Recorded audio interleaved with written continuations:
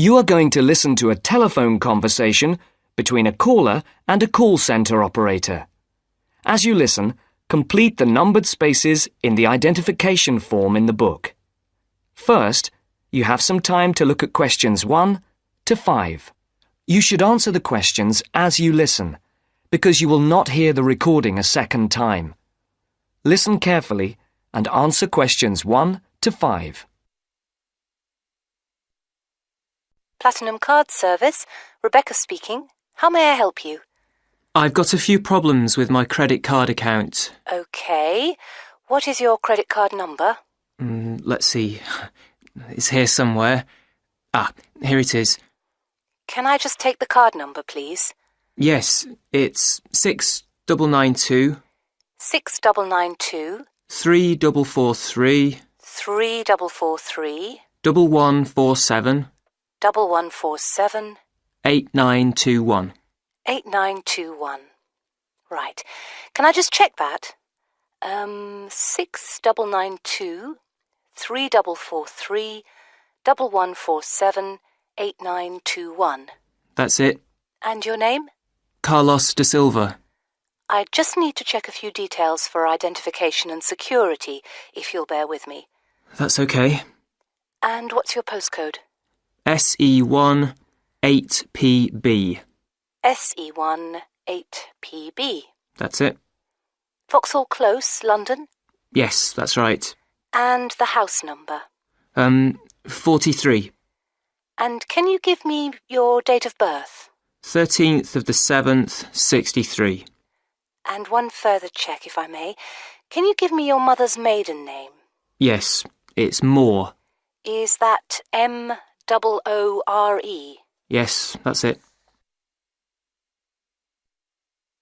Before the caller and operator continue their telephone conversation, look at questions 6 to 10.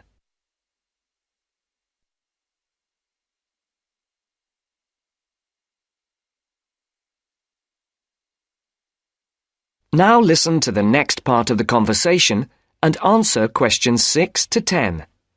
For these questions, there are 3 alternatives: A, B, and C. Decide which alternative is the most suitable answer and circle the correct letter. Yes. Now, can we get on with this? Yes, sir, certainly. I'm sure you'll appreciate that all these checks are necessary for security reasons. So, what exactly is the problem? Problems? Okay. Well, first, your computer seems to have gone mad. I sent you £500 and on the statement for the account it shows that I only paid £300. Yes. The account does only show £300 was paid. Well, I paid the £500 in at the bank and I have my receipt, and my bank statement shows that £500 has been taken from my account. Oh, I see. What I'll do is check with the bank and see what they say. OK. You said there was something else? Yes, as if that wasn't enough. My account shows that £107.27 was paid to a company called Pan Express. I don't know who this is. Let's have a look. Well, it is genuine. I can assure you it's not mine. It was made on the evening of the 12th of May. Maybe it's a restaurant bill you forgot about? There's no way that... Oh, wait, hold on. Yes. Oh, it's okay. I've just realised what it is. It is a restaurant bill. The name of the company is different from the name of the restaurant. My mistake. I'm sorry. That's okay. Was there anything else? I don't know if I dare. What is it anyway? Well, it's, the amount of interest seems to have gone up. If you look at your statement for April, you'll see that the rate went down from 16.27% to 14.99% that month. Oh, yes, you're right. Was that everything? Yes, basically it is. OK. And can you check my payment? Oh, yes, I'll do it. Can I phone you back? I'll be at home for the next 2 hours. I have to leave at 11. Right. What's your number? 020 7989 7182. Hold on. 020 7979? No, it's 7989 and then 7182. So it's 020 7989 7182. Yes, that's it. OK, I'll phone you straight back. Thanks. Bye. That is the end of part 1. You now have half a minute to check your answers.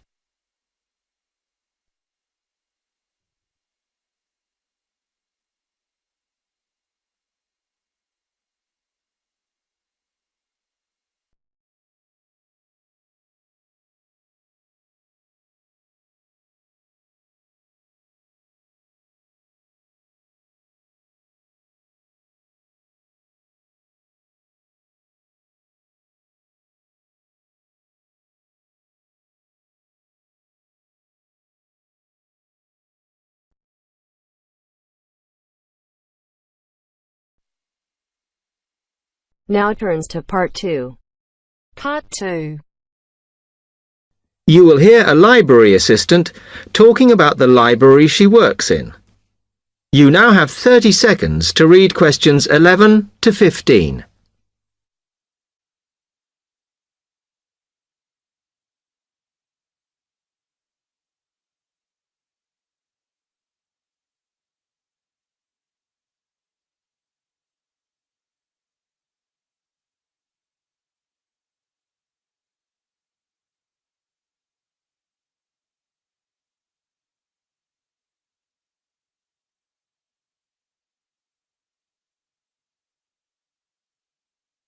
Hi, can I help you? Yes. I wanted to join the library. Okay. First of all, let me show you around the library and explain a few things for you. Okay, now we're here at the main entrance. You can see the reception, which is where you bring back and take out books. And also, we can order books and answer your questions there. Next to the reception, where you can see those old desks, is where we keep the magazines, because you can sit down and read there. They're divided into sections for sciences, geography, arts, etc. Then, at the back of the library, you can see the section for old books. Next to that is where the books proper start. That used to be the science section, but now on those shelves you'll find the art section. We had a big reorganisation in the summer, which I think has made it clearer. The numbering is standard, so you should be able to find what you want quite easily. However, if you can't find something, it probably means it's been borrowed. Okay, then in the corner next to the reference section is where we thought it was quietest and away from the phones and printers and things, so we've put the study desks there. They all have computer access if you need it for your laptop. We do ask that you don't just read magazines there, though. Okay, then there's the reference section, where you can look up the files. Then, as we come back to the main entrance, is the next section, where we used to have the languages. It got very busy and noisy, so when we moved everything round, we decided to put the law books here. Also, because it's a smaller section, it fits quite well here. Okay then, we're back at the main entrance. Over there, by reception, there's a door that goes to the extension, and we have further sections such as languages and study desks through there, so you could have a look round when we've finished. Then, just between reception and the door here is where we decided to put the computers, but the computer magazines are in the magazine section, as we found too many went missing here. OK, is that everything? You now have 30 seconds to read questions 16 to 20.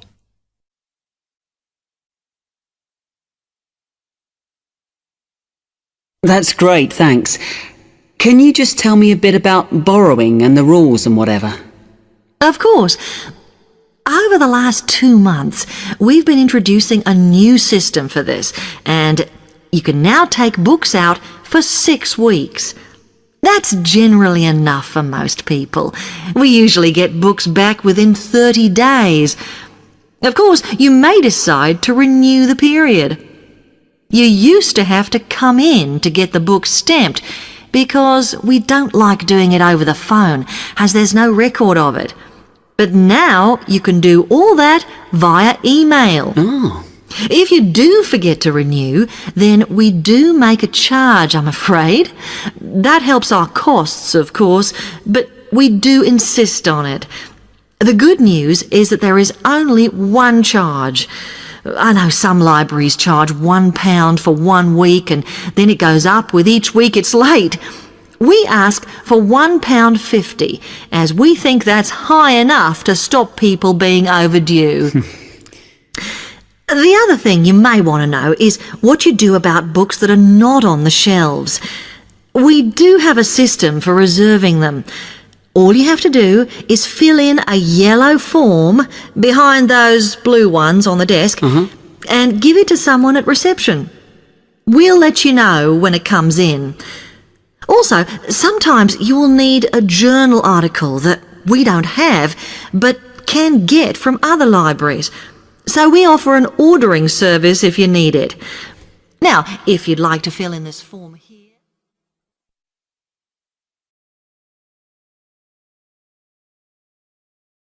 That is the end of part 2. You now have half a minute to check your answers.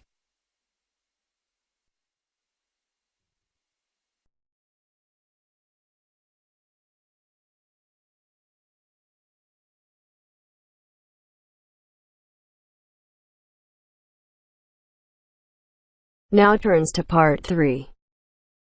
Part 3. You will hear a business studies student called Sam talking to his tutor about an IT project he is going to do for a local company called Turner's. First, you have some time to look at questions 21 to 26.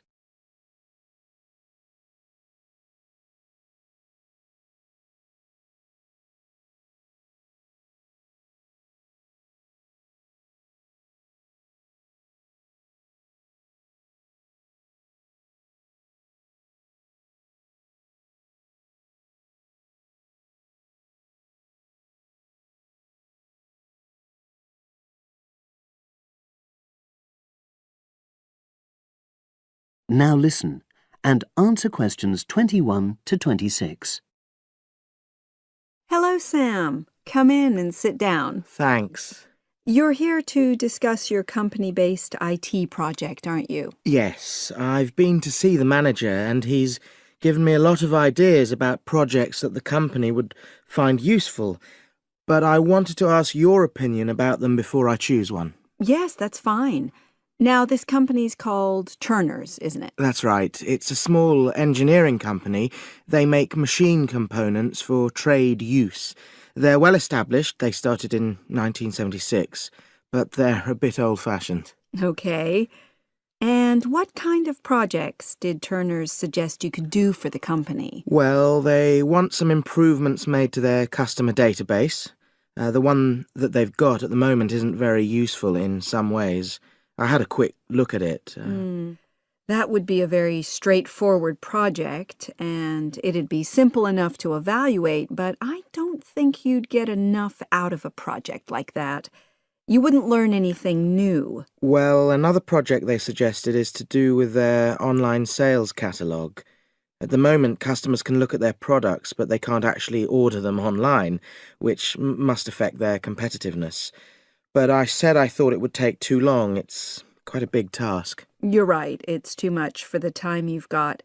It's a pity, though. Then they want some help with their payroll system. At the moment, the way they calculate pay involves a lot of manual accounting. I suggested they could have a system where employees register electronically when they arrive and leave work, so the hours they do could be transferred automatically. I think you'd get a lot out of a project like that.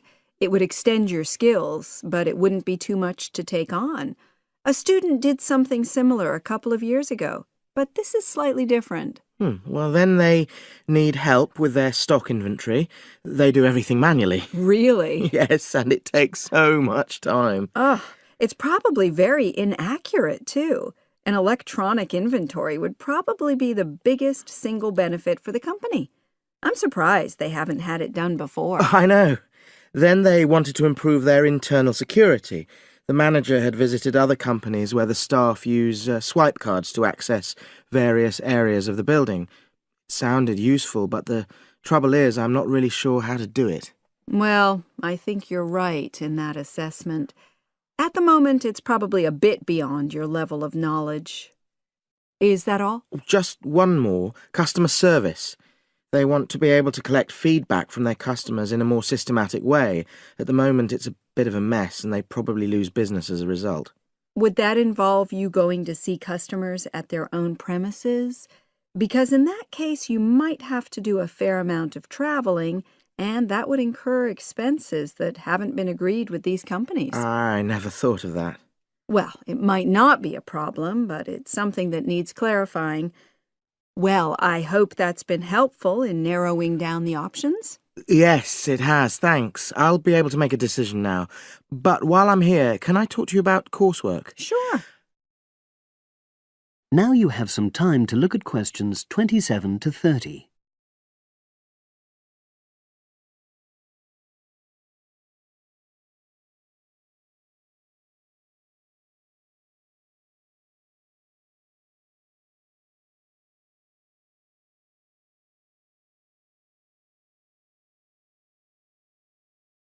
Now listen and answer questions 27 to 30.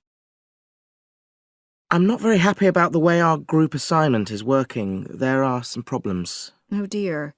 Are people just not getting on with each other? That's the worst thing. Actually, we're all friends. It's not that. But when we're having a discussion about the assignment, one or two people end up doing all the talking and the rest don't say anything. It's a bit frustrating because we need plenty of debate. Well, that's a common observation.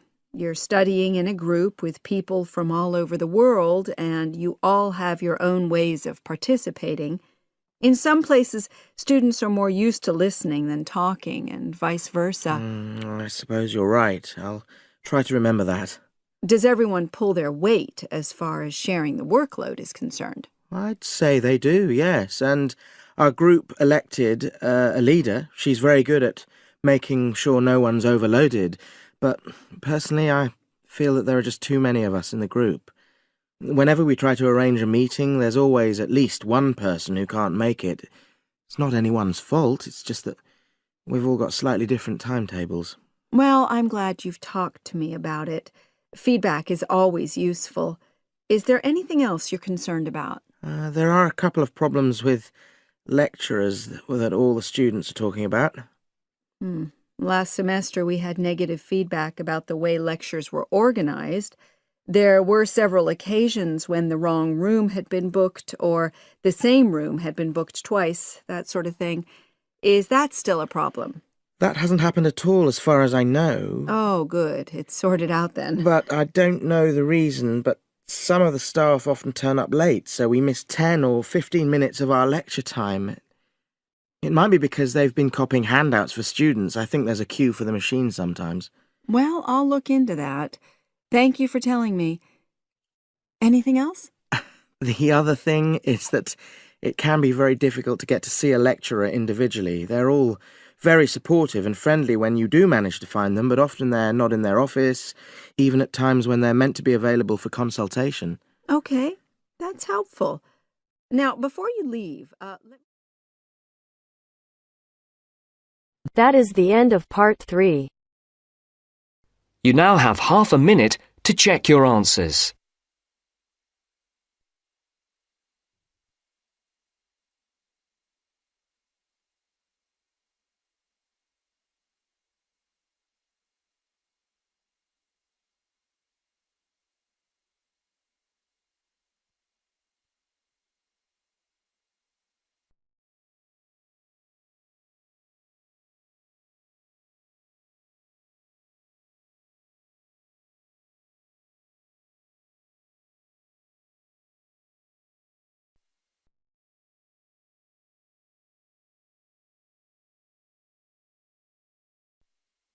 Now turns to Part 4.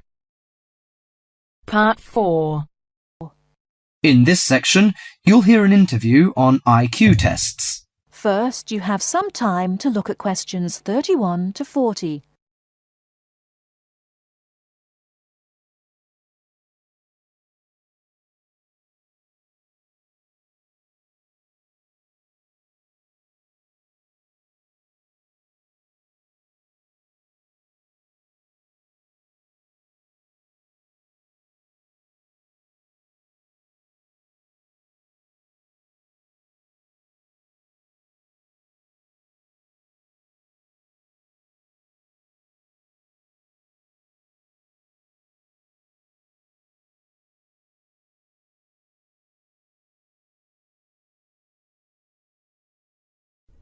Now, listen carefully and answer questions 31 to 40. Mrs. Kellerman, a specialist in child psychology, is interviewed by Bridget. Mrs. Kellerman, why is it that some children perform much better than others at school? Obviously, it can't be denied that certain children are brighter than others, but it's not as simple as that. A lot of emphasis is placed on intelligence measured by tests, so-called IQ tests, which only measure certain types of intelligence, such as basically linguistic and numerical skills, or reading and mathematics to put it plainly, which is unfortunate because some children are bound to suffer. A good example was a friend of mine's son who was kept out of the top class at school because of his average IQ. That's around 100. His father, though he had no idea his son was going to be an architect, always said he was a clever child. Apparently, he was able to picture things in his mind and draw accurately at a very early age. The point is that his university life might not have been so difficult if his ability had been recognized sooner. What you're saying, then, is that some children have abilities that are not easy to measure, that aren't appreciated by many schools. Precisely. And if these schools are not spotted sufficiently early, they cannot be developed. That's why, in my view, there are so many unhappy adults in the world. They are not doing the things they are best at. What are those other kinds of intelligence? How can we recognize them in our children? Well, take musical talent. Many children never get the chance to learn to play an instrument, but while they might not become great artists or composers, they may get a lot of pleasure and satisfaction. Musically gifted children are fascinated by all kinds of sounds, car horns, animal noises, and so on, and they can easily recognize tunes and sing them in key. How can a parent encourage them? Sing to them and teach them new songs. Buy a piano, or even a cheap instrument such as a recorder. If you can afford it, send them to music lessons as soon as possible. Play recordings of different instruments to them. What about a child who is good at sport? Could that be described as a form of intelligence? Most certainly. We psychologists call it motor or bodily intelligence. These children move gracefully and handle objects skillfully. A child who finds it easy to take things apart and use various tools may well become an engineer with the right encouragement. We should give them models to make and take them to science museums. However, unless these children are also good with words and numbers, they will probably not do well in school examinations. Is there anything a parent can do to help in this case? Yes, it may be worth spending money on private lessons, but, hardly anyone is good at everything. In my opinion, a child should be judged on his individual talents. After all, being happy in life is putting your skills to good use, no matter what they are.